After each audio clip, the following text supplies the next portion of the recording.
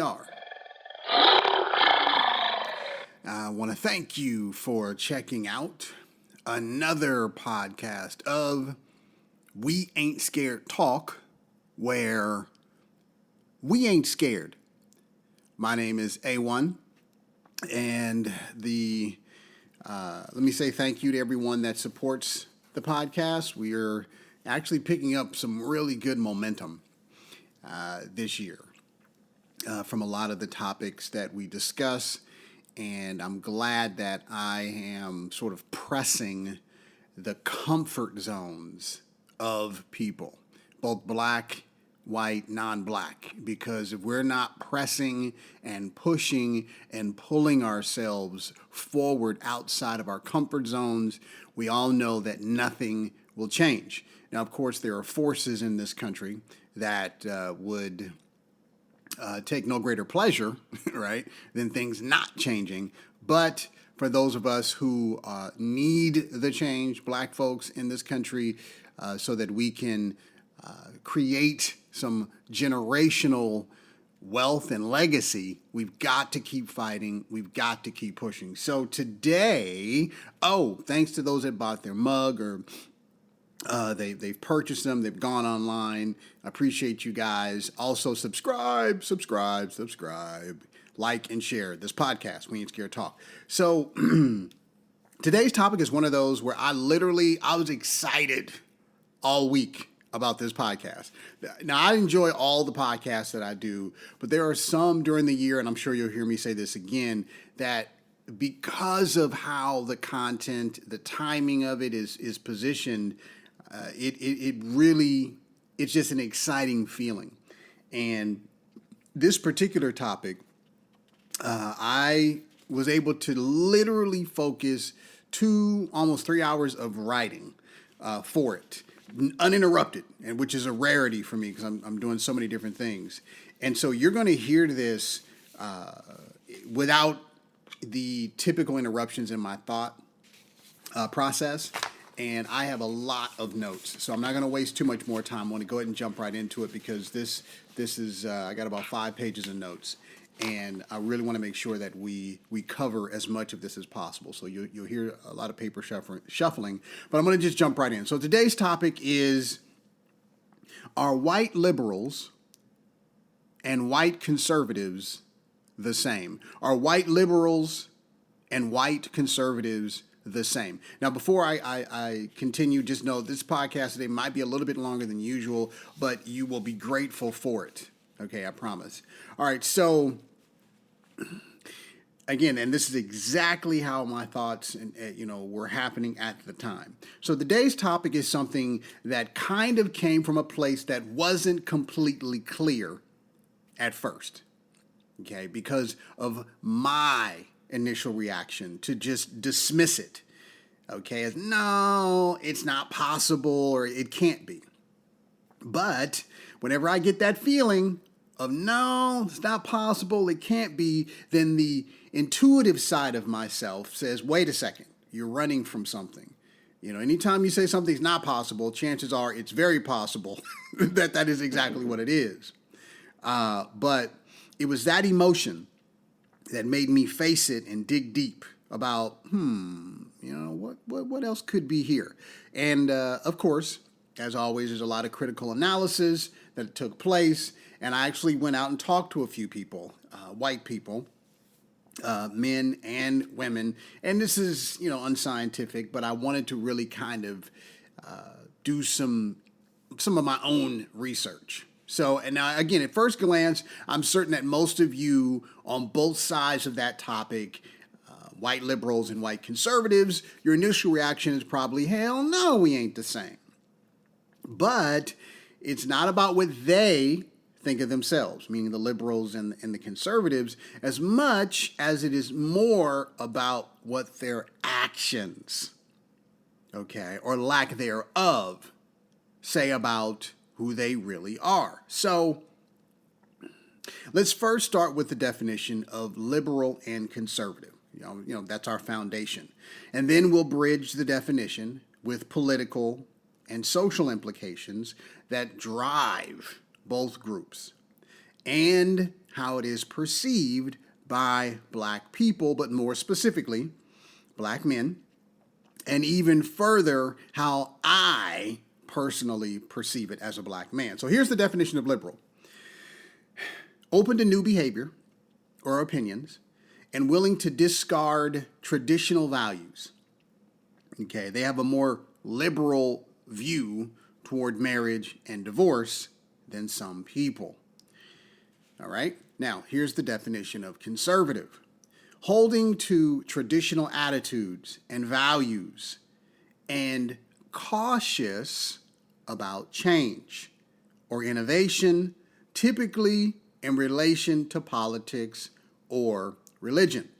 All right, now I'm going to read that again because I made a footnote for this definition of conservative: holding to traditional attitudes and values and cautious about change. This is very important. That part right there is where I am personally making the argument that white liberals and white conservatives are the same. So allow me to support my claim. Now, at first glance, the differences seem very different. But upon application of these alleged differences in real life social and racial issues, they are very similar, as in they are both closer to conservative. So let's start to break down the similarities. Number one, both groups are vocally absent when it comes to issues that are important to black people, like reparations, police brutality, and ending white supremacy. Now, some might hear that and they are liberal and say, no, I want reparations for black people and police brutality and the end of white supremacy. You are the exception, not the rule. We're talking about the rule, so stay with me. All right?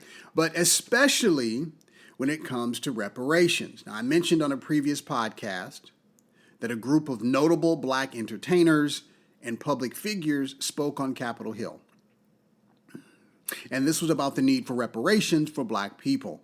And I have not seen one interview, okay, either before, during, or after, or social media post or talk show where a group of white liberals, and I'm going to include the LGBT in that, where they have demanded that black Americans receive reparations from the U.S. government. Now, the LGBTQP community, which is probably the foundation of all things liberal, ain't said shit. And I'm just throwing this out there. Ellen, being the biggest face of the LGBTQP community, she ain't said nothing about it on her show or otherwise. Okay? So, back to my notes. So, having seen these groups, liberals, demand the U.S. government do something about giving reparations to black people. Now, of course, go figure, white conservatives are not going to do or say anything because they want to protect what? The status quo of white power and keep the money for themselves and out of the hands of the very people that have been victimized by America with 3 Ks. Now, usually, Republicans are the conservative image that comes to mind. And for the sake of this conversation, let's call him Bitch McConnell. Okay? Now, here are the instances or examples where conservatives and even liberals you'll hear, but conservatives will speak out about breast cancer awareness, okay? PETA, abortion's rights, or the fight to right to life, veterans' rights, and you'll have some that will fight for the homeless. Now, the liberal and conservative voices, when it comes to these things, are so loud that you have to wear earplugs to turn down the volume on the TV. So let me just reframe this. Breast cancer awareness is important to both sides, okay? and homelessness. And then you'll have a dividing line here where some abortions rights and veterans' rights, it kind of sprinkles itself on both sides. Liberals do the same thing that conservatives do by only speaking out on most of the issues that are, we'll just say, outrage neutral or popular, or that split the country literally in half. Whereas with things like reparations, ending white supremacy, or stopping police brutality, the percentage of support by both liberal and conservative drops to a very small percentage of support. And for the sake of argument, let's say it's a 10% or at 10%, based on those few outliers of white folks that, again, admittedly, before I continue, these are my factors based on my interaction with white people that claim to be white liberals. But just go with me here. This is typically what a white liberal, what they have in their present or past. They've dated a black person. Maybe they're married to a black person. They have children by a black person. They're currently dating a black person. They have black people in their immediate non-black family and embrace diversity. Or they have one black friend that they grew up with that they're still friends with after 10, 15, or 20 years. All right? Now, those factors are usually the only factors that white liberals truly can look to. And again, this is my opinion, for them to consider themselves liberal. Now, here is the part that you really need to pay attention to. Asking them, meaning white liberals, to do anything beyond something where they are receiving some immediate satisfaction, pleasure, or benefit, that immediately pushes them across the aisle or table into the white conservative group. So again, asking them to do anything beyond something that they are receiving an immediate benefit, okay, pleasure or satisfaction, in my opinion, it puts them immediately in the white conservative group. All right, now again, proof of this is how silent both groups are on reparations for black people. This is critical. You cannot claim to want to see me get ahead or have my best interest when on the very thing that is most pressing and important to me, you are not available. Your voice is invisible and silent. So let me continue. So again, reparations for black people, there's no outrage about that. There's no outrage about police brutality. And definitely no outward anger about white supremacy. Now, the last two, interestingly enough, when I think deeper, make sense to me. And I try to put myself on the other side to try and figure out why. And here's what I came up with, for better or for worse. Number one, white people grow up with no fear or issues with the police. So to them, liberal or conservative, the police are perceived as good and important. Number two, white supremacy isn't a problem to them because both liberals and conservatives benefit from white supremacy, whether they want to or not. And because black folks believe that white liberals would be the ones taking the steps to renounce white supremacy, and they don't, this is another reason for my position that white liberals and white conservatives are the same. Because in the end, they will not renounce themselves or each other in spite of themselves. Because to do so means that they are not getting anything meaningful in return or exchange. Okay? Next, we're going to talk about a white liberal in a relationship with a black person. I want to paint a picture.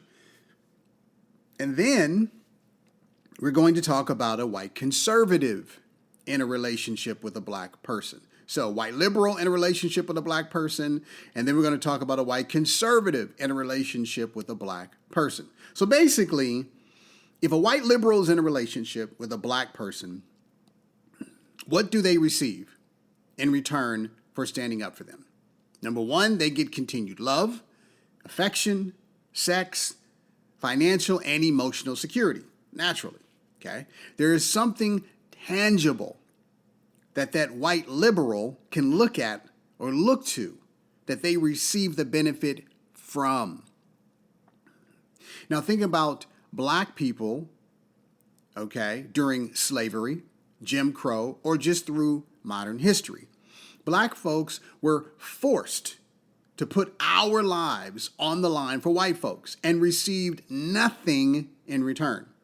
When Massa forced us to breastfeed their white babies while ours went hungry, black folks got nothing.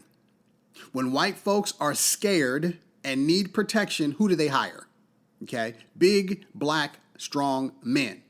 And why? So they can feel safe. And who has to take a bullet to save that white person? The black man. Black folks have signed up to join the military, all right, and this is as of July of 2018, the number was 2.2 million. Now that's down to about 1.29 million, and to be honest, my hope is that it will drop to zero. Okay, but we joined the military, not myself, but some black people, with the hope that it will prove to America that we're the same, only to be proven wrong when we come home from war and we're treated worse than second-class citizens. We're lynched, burned, discriminated against, racially profiled, and disrespected, even while wearing our uniform. It's terrible. Now, of course, no white conservative speaks out against it, but what is surprising is that no white liberals speak out against it either.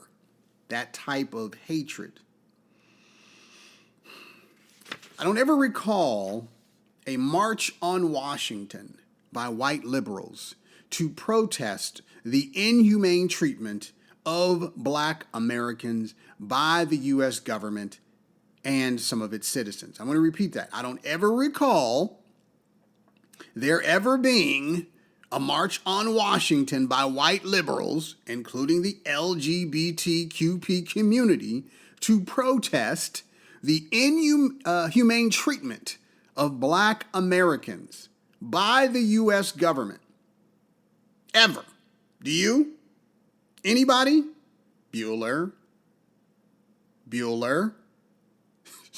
And even when MLK marched on Washington, and this is important, listen to this. This is another example of how black folks sacrificed ourselves and marched for our own rights. But then guess what? Other groups stood right there on the sidelines as our bodies dropped from police brutality and claimed they had a right to civil rights too. Now hold on a minute. Gay people weren't getting lynched and brutalized by cops in the Klan. That was strictly black folks. It wasn't no people of color. It was strictly black folks. But what do black people do? Because we understand the feeling of being disenfranchised and left out in the cold, we embraced all the other groups. And that was because we wanted them to know that we understood that, what it's like not to have somebody standing next to you. We understand what that feeling is like. And the hope was that if we allow them to stand with us now, they will fight and stand with us later when we need help or reparations or help with more voices against police brutality. But as usual, we were and are wrong. It's not happening. White liberals that marched with Dr. King were just there for a show or to say they were there because no meaningful words have been spoken or legislation enacted to help black people recoup the financial losses from over 250 years of chattel slavery and the damage of Jim Crow and now current times of police brutality and white supremacy. Again, white liberals have been absent from the podium of outrage, and obviously white conservatives as well. Now, those same white liberals ain't writing their senators or congresspeople complaining about the issues important to black people. And I'm going to laser in on reparations. They're sitting comfortably at home or at work, happily guarding their white privilege. The same way that white conservatives are happily guarding their white privilege. Now, I mentioned earlier, about what if a white conservative is in a relationship with a black person? What then?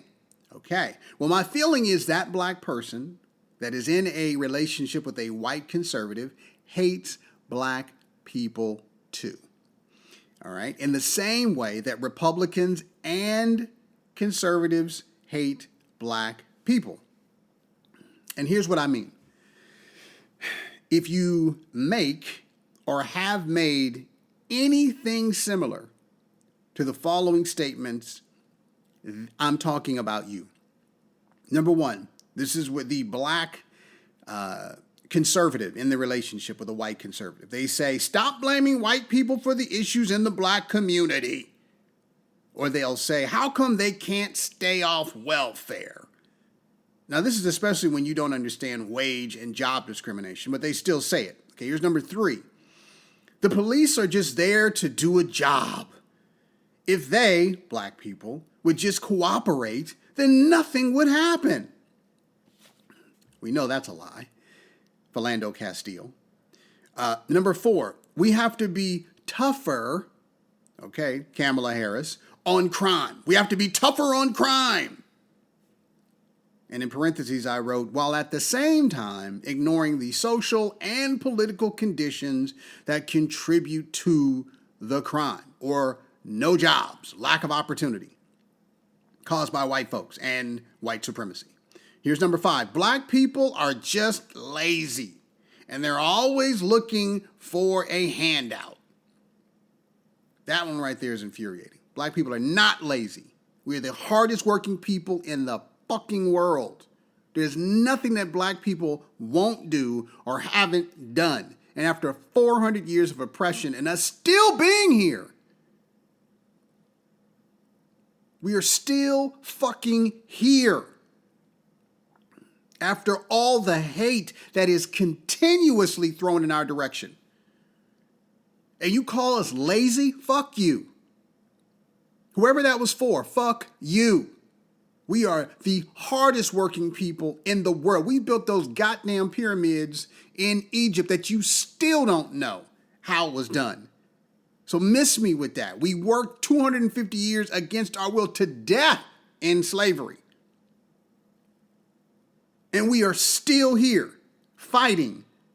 No, you are lazy. As the meme said, if you didn't want us a part of your country, you should have picked your own damn cotton. Let me continue.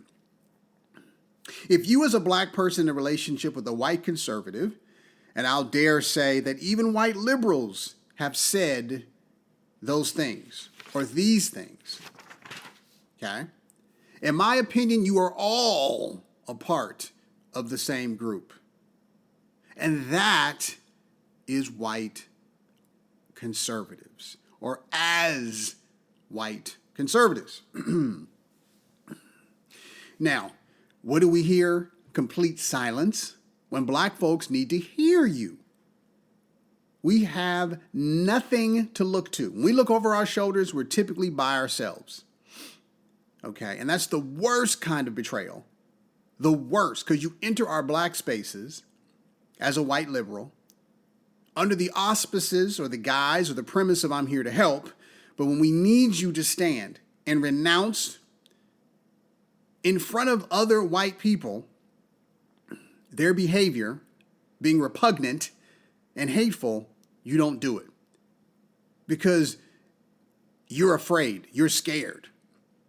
But when you, non-black person, need us, again, we come running because we understand what it's like to need an ally or someone who will stand with you when they themselves have nothing to gain personally. Now, for those non-black people listening that are saying, I stand with my black brothers and sisters on their fight for reparations, end to police brutality, and end to white supremacy, because I know someone's saying that right now. Well, my question to you is very simple. How? How do you show it publicly? Pillow talk with your black lover about how terrible it is not showing public support. Do you talk about it amongst your non-black friends when no black person is around? Do you admonish your non-black friends, your white friends, okay, for not discussing the harm of white supremacy and its effects on black people? Because I know a lot of people, or a few people, white, to me, one-on-one, it's terrible. But you go to their pages on social media, or you ask them, well, are you telling your white friends? They talk around it. White liberals can be worse than white conservatives.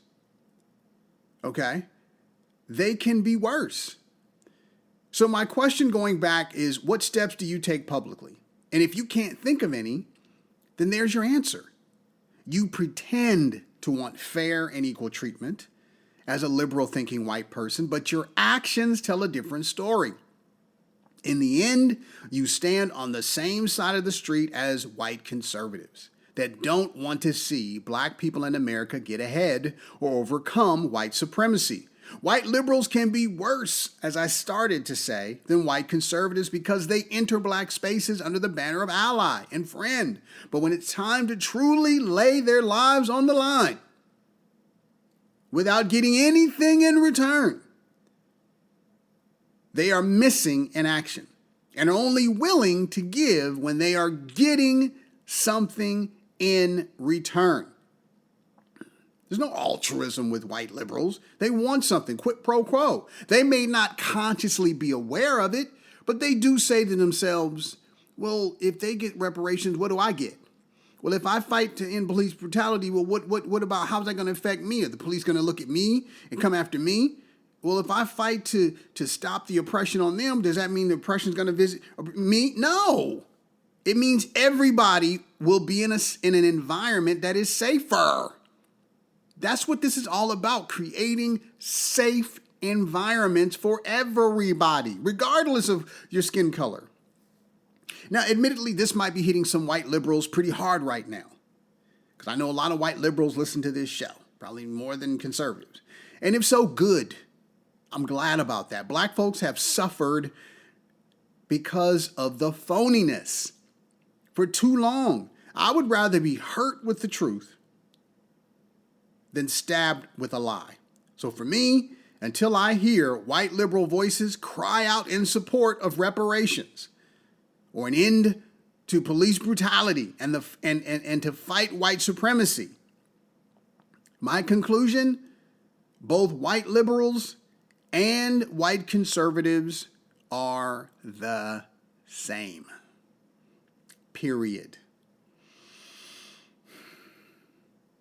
And if that bothers you, white liberal, listening to this, it's probably because, one, you never thought about it, but more importantly, two, it's you. That's that feeling of resistance that you've been fighting with. Well, I don't want to say, and how do I? It's because you're not sincere, because you're not getting anything in return that's of benefit to you. But you want us as black people to sacrifice everything when we get nothing in return. So it's a double standard, can't have it both ways. All right, well, look, as usual, those are my thoughts. And I'm certain you have your own thoughts. So please continue the conversation. I know, again, that was a lot of information. You may have to listen to it again. But I want to thank you for checking out another podcast of We Ain't Scared Talk. My name is A1, and you got some good food for thought. Listen again. Tell a friend. We ain't scared.